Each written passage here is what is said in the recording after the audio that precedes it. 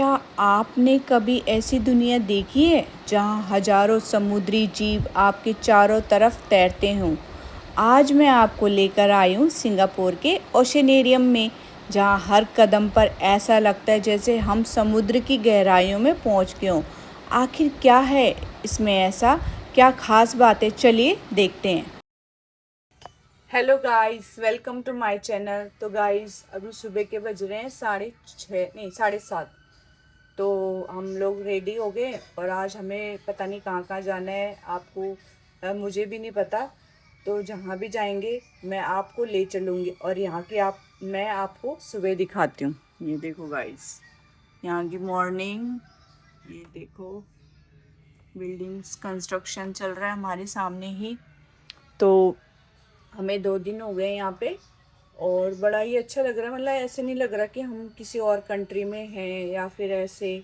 और हम मतलब अच्छा फील कर रहे हैं। एक तो यहाँ पे साफ़ सफाई इतनी ज़्यादा है, एक सिंगल आपको कागज़ का टुकड़ा, छोटा भी टुकड़ा कहीं पे भी रोड पे कहीं पे भी नहीं मिलेगा गिरा हुआ, कहीं पे भी नहीं। सब बच्चे हों बड़े हों, मतलब अपने आप ही सब ने क्लीनिंग को मेंटेन कर रखा है। क्योंकि यहाँ पे बहुत ज़्यादा फ़ाइन है इन सब चीज़ों को, या थूकने का कहीं पे भी बहुत ज़्यादा तगड़ा फ़ाइन लगता है। तो सब अपना क्लीन करके, बहुत ही मतलब प्यारी सड़कें हैं। कहीं पे रोड टूटी नहीं है, कहीं पे भी सिंगल हमने यहाँ पे रोड देखी है, कहीं पे भी टूटी हुई रोड नहीं दिखी है। इतनी और अच्छी रोड है, क्लीन है, ट्रैफिक भी नहीं है इतना, क्योंकि यहाँ की शायद पॉपुलेशन में कमी है। तो इस वजह से जो है इनको चीज़ों को मेंटेन करना इजी हो जाता है। और अच्छी हैं, बिल्डिंग्स हैं। घर तो बहुत ही कम है यहाँ पे, किसी के वैसे घर नहीं है, पर्सनल फ्लैट्स हैं, बिल्डिंग है, उन्हीं में घर बना रखे। तो यही सब है यहाँ पे, अच्छा लग रहा है हमें। बस, तो मिलते हैं आपको हम। अब हम जाएंगे ऊपर ब्रेकफास्ट करने, देन फिर जाएं हम, बस से ही जाएंगे क्योंकि हमारी बस आएगी तो हम उसी से जाएंगे। तो गाइस, जो भी होगा आगे का हम आपके साथ शेयर करेंगे। गाइस गाइस हम जा रहे हैं अब ब्रेकफास्ट करने ऊपर, नहीं नीचे 8th फ्लोर पे, हम तो 15 पे हैं।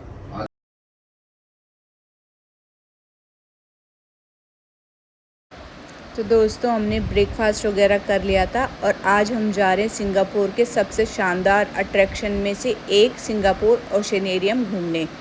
तो दोस्तों, यहाँ पर ये जो जगह है ये सिंगापुर स्टूडियो के पास ही है, यूनिवर्सल स्टूडियो के पास ही है।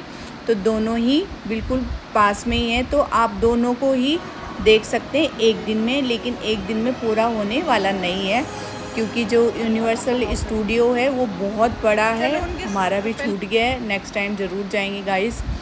तो चलिए फिर चलते हैं और आगे जो ओशनेरियम जो जगह है उसके बारे में मैं आपसे बताती हूँ कि वहाँ पे क्या क्या चीज़ें, आप जैसे बच्चे हैं तो वहाँ पे क्या क्या चीज़ें आप देख सकते हो। तो दोस्तों, ये है यूनिवर्सल स्टूडियो। यहाँ पे ना सब लोग फ़ोटो खिंचाते हैं और बहुत ही मज़ा आता है। इसमें से हल्का हल्की भाप जैसे आती रहती है। और ये देखो, बच्चे जा रहे हैं पिकनिक के लिए और यहाँ के बच्चे इतने डिसिप्लिन है ना, सच में बहुत डिसिप्लिन से चलते हैं। और छोटे छोटे थे बिल्कुल, और इनको फ़िशेस के बारे में इस तरीके से बताया जाता है जैसे हमारे यहाँ ये सोचते हैं कि भाई छोटे हैं क्या समझेंगे। नहीं, इनको डिटेल में बिल्कुल। और सिर्फ 10 या 15 बच्चे एक क्लास में थे और उनके पीछे 3 से 4 टीचर थी जो उनको समझा रही थी। तो गाइस, जैसे हम अंदर गए, यहाँ सबसे पहले हमें देखने को मिला बहुत ही अच्छी और सुंदर दिखने वाली।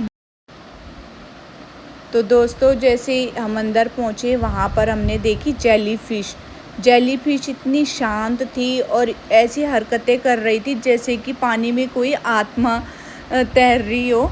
और इतने मतलब प्यार से और इतनी सुंदर सुंदर लग रही थी ये।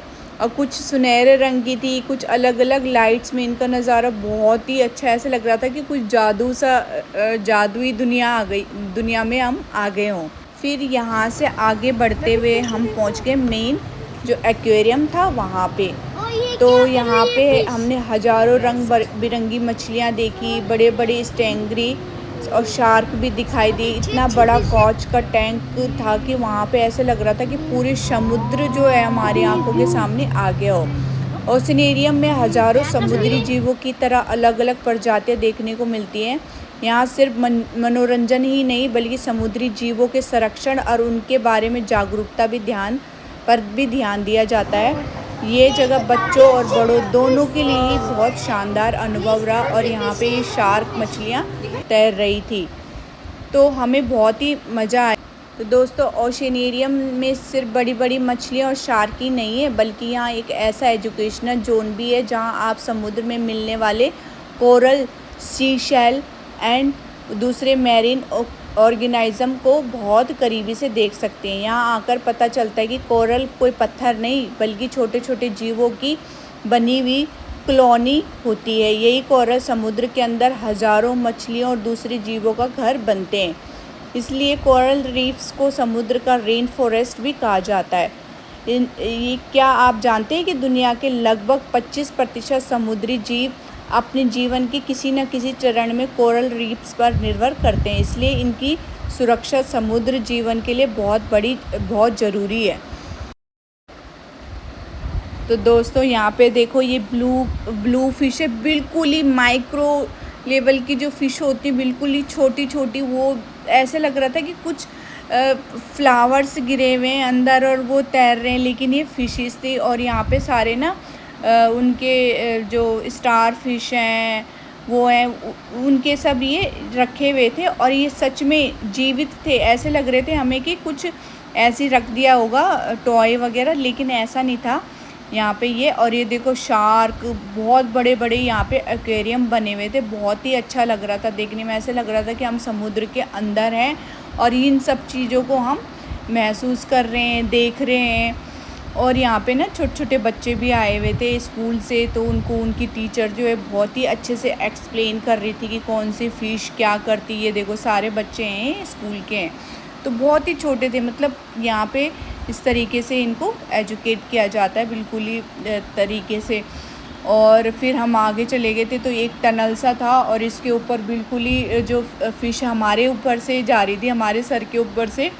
तो बड़ा अच्छा लग रहा था कि मतलब ऐसे लग रहा था कि हम समुद्र के अंदर हैं और मछलियां हमारे आसपास से ही तैर रही हैं। तो दोस्तों, मुझे यहाँ का सबसे पसंदीदा जो हिस्सा था वो लगा जेली फ़िश गैलरी लगी। अगर आप सिंगापुर घूमने आ रहे हैं तो इस जगह को अपनी लिस्ट में ज़रूर शामिल करें। अगर आपको मेरा ये ब्लॉग पसंद आए तो वीडियो को लाइक करें, चैनल को सब्सक्राइब करें और अपने दोस्तों के साथ शेयर करना मत भूलिए। मिलते हैं अगले ब्लॉग में, तब तक के लिए नमस्कार।